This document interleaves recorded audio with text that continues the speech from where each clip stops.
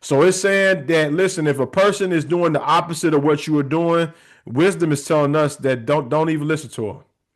They really are not going to give you the advice that you need to hear. And those of us, we go and we're trying to get financial advice from people that's living in Section 8 housing. We're trying to get financial advice from people that don't know anything about the matters of money, that have never generated a six-figure income or a seven-figure income, or ran their own operation or own any properties. We're trying to go get advice from these individuals that do not have any investments in the stock market, in cryptos, or in stocks or bonds, annuities. No, we're trying to go ask advice from people they're spending all their money. So another thing in the Rich Man Babylon, they sought out expert advice. And this is I think, I don't know if it was Sean said this or Adriel said this. Time and study is required. And I hope that some of you all could write this down on your piece of paper. Time and study. Don't just think that you're going to get wealthy off of osmosis. Don't think it's just going to come down and smack you in the face. $100 bills are going to be raining out the sky. You're going to be right there just picking them up off the ground. Listen here, time and study is required. That's why when you look behind me, all right, in my library, I have books because, listen here, I know I'm not the sharpest knife in the tool. I'm not the sharpest knife in the shed, but guess what? I'm going to lead. I'm going to learn from individuals that have more knowledge than myself, and I'm going to absorb it. And I'm going to add it to what I already know, and that's going to help me to be more astute when it comes to the matter of handling money. And we all have to do the same thing: time and study. I'm learning another language right now. I have to put time and study into that language. I want to be able to communicate in Spanish along with Hebrew. I want to be able to intelligently hold conversations with individuals in Spanish, because guess what? I conduct business with individuals that speak Spanish, Espanol. So when I'm talking to these individuals, I need to be able to engage in worthy dialect. I need to be able to say "Cuanto cuesta, my brother," and I need to be able to "Cuanto cuesta, hermano." I need to have these words and these other phrases, and to continue to sharpen my knife up with individuals. So time and study, whatever you're trying to get good at. It talked about that even in the beginning of the Rich Man Babylon. He said that we have everything that we have put our time into, we became good at it. And of course, it's a Babylonian book, so it said the gods were pleased to rain, to bestow down upon us. Wherever we put our best effort to, we became good at it. So guess what? Think about your life right now. What are the things that you have done in your life that you could look back over and say, I put a lot of effort into this. I put a lot of time into this. Some of you all have been video games. You play, those of us that are little, we played video games. We played it for hours, hours and hours. Next thing you know all the secret codes. You knew how to conquer the game, conquer the boss. You could do it with your eyes closed, right? Some of us, we dribble basketballs. We dribbled them for hours and hours a day. We got out hundreds of shots. We played 21. We played in recreation leagues. We played in teams, high school teams, colleges. All right, you became better at that. Some of you all were wrestling. Elkanah said he was boxing. When you put the time and study into whatever craft that you decide to embark upon, you will succeed in that thing if you keep putting the time and the study into it. But when it comes to finances, we've been, told, we've been sold a bill of goods. Oh, money's not that important. Or money is evil. I was sitting there talking to my brother the other night, and I said, I've never seen a $100 bill, $50 bill get up and smack somebody in the face. Money is a tool. It's a tool to enhance what's already inside of us. If you are a generous person, man, the enemy don't want money to get in your hand because you're gonna be so generous. You're gonna be helping so many people. But if you have a lust issue and you get money in your pocket, it's going to magnify the lust issue, and it's gonna have you out here doing stuff you should have never been doing. Some people it's not good. Some people it's not good for them to come against millions. That's why it's even in the wisdom book that the most it even talks about how the Most High is even spare some of us of sinning against him by giving us certain things. So time and study, whatever you want to be a proficient in life, you're going to have to put time and study into that thing. Don't deceive yourself in otherwise. Also, giving money to the wrong people. How many of us have given our money to the wrong person? We gave our money. Sean threw his hand up. Man, Adrian threw his hand up. Giving your money to someone to go invest your money that do not have advice in investing, or they do not know how to turn the dollar. Like, my my experience, before, the last couple of years is I know how to take money, whether it's, selling this, selling that. I was turning packs when I was, a teenager, turning money into more money, right?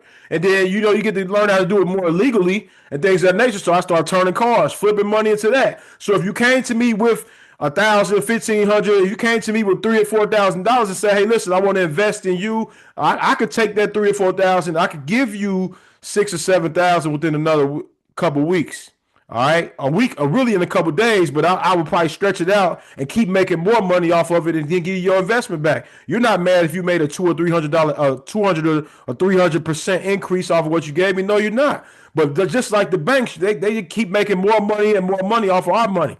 So anyway, find someone that's proficient that can help you in that area, and keep this in mind: you never know who's watching you.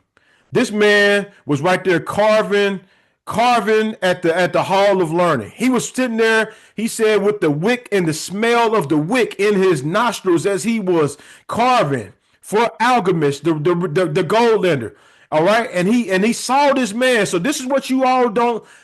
I need you all to pay attention to this.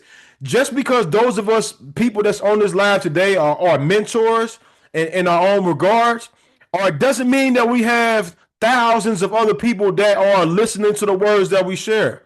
I was sitting down with one of my speaking mentors, one of my speaking coaches, and this gentleman, he charges probably about close to $11,000 an hour to speak. And I took him out to a meal, and we were sitting down talking. And I asked him, out of all these individuals that you've been in contact with, like, do you have individuals that come to you and they have asked you to be their mentor? Do you have other people? And he's basically have been mentoring people indirectly. But see, every now and then, a mentor, sometimes the mentor might be in his 50s or 60s or his 70s, and they see that person. Sometimes it may only be one person that mentor sees, and sees, you are the one I've been waiting my whole life for. You are the one. Up until this point, I have not even seen a young man that have come up to me, maybe possibly try to one, that said, I want what you have. And it may not happen right now. It might happen when I'm in my 50s or 60s. But watching somebody in action and say that you are the person I've been waiting my life for. You are the one I want to pour everything into. And then the rich man in Babylon, when he came back to the hall, and he asked the man, have you been paying yourself first? Have you started to pay yourself first? And he said, yes, I paid myself first. And then he finally came back, sometime later. Then he came back a year later. How you been paying yourself first? And he said, yes, I've been paying myself first. The first time he gave his money to that bricklayer, he lost all his money. He called him a fool. Only a fool will give his old savings, right? But he learned his lesson. He said, but even though you did that foolish mistake, get back to it. Start investing again. So many of us would have gave up and said, you know what, man, I just need to go back to just sporadically put money here, sporadically putting there. No, he started the journey over. He came back a year later. He said, have you been paying yourself first? A part of all you earn is yours to keep, and that's 10%. If you all know about that, he said, write those letters that they may light like fires in the sky. I hope you all write that down on your pieces of paper today. When I get money, when money comes into my account, when money comes into my hand, and I'm divvying out the different portions that's going to here, and this going into investments, this going to savings, this I'm living off of this. When I have that 10% in my hand, I yell it out based off of that book of the Rich Man Babylon. I say a part of all I earn is mine to keep, and it is. Because who is the person that's getting up every single day? And whatever time you're getting up, who's the one that's dodging traffic? Who's the one that's getting cussed out? People throwing up the middle finger at you? Who the one that's dealing with a boss if you're going to work? Who the one that's out here going through all these things, dealing with rejections, customers saying they're going to come and they don't show up? It is you. So why do you pay everyone else first before you pay yourself?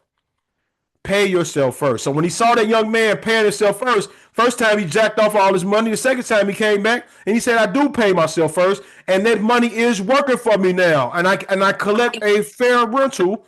I collect a fair rental every few months. So now he collects this rental from this guy that's going out making more money. And so now the alchemist guy is starting to look back at him, and he's saying, man, this guy is starting to implement what I told him to do. And one thing that's going back to Coach Darren now, I'm calling him Coach Darren on the mentorship. One thing that you don't want your mentor or your coach to experience is when they give you an assignment and you don't complete it.